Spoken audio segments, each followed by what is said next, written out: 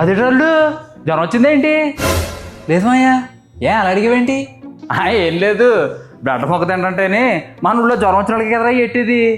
ఇది బన్నముక్క కాదు మాయా, జర్మన్లో స్టార్ట్ అయ్యి అమెరికాలో ఫేమస్ అయిన డిష్. బర్గర్ అంటారు దీన్ని. ఎందుకు తెలియకుండా మాట్లాడతావు? మరి చదివేస్తే ఉన్నమతి పోయిందేట్రా మీకు? అదేంటి మాయా?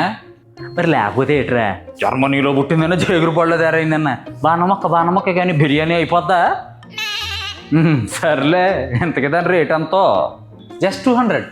ఎటురే జస్ట్ 200? మా ఊరి సిట్టి సూర్యరావు గడుగుంటున్నాడు, ఇప్పుడు ప్యాకెట్లు వచ్చేస్తాయి కదరా. మాయా, యూఆర్ డిస్గస్టింగ్.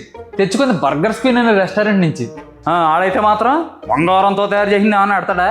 పుట్టి మైదానే కదరా. ఏంటి ఇంతకీ ఆ పక్కన ఉన్నదేటి? ఆ బన్న మొక్కలు అప్పడం ఎందుకు? అది అప్పడం కాదు మాయా, టాకో అంటారు దీన్ని. Mexican variety. సరిపోయిందిరా.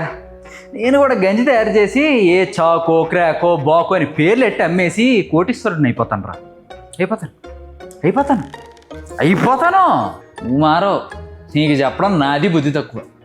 ఎంఎస్డీలే. ఇప్పుడు ఎంఎస్ ధోని ఎందుకు వచ్చాడు? ఎంఎస్డి అంటే ఎంఎస్ ధోని కాదు, సెంచరీ వాడే గోని కాదు.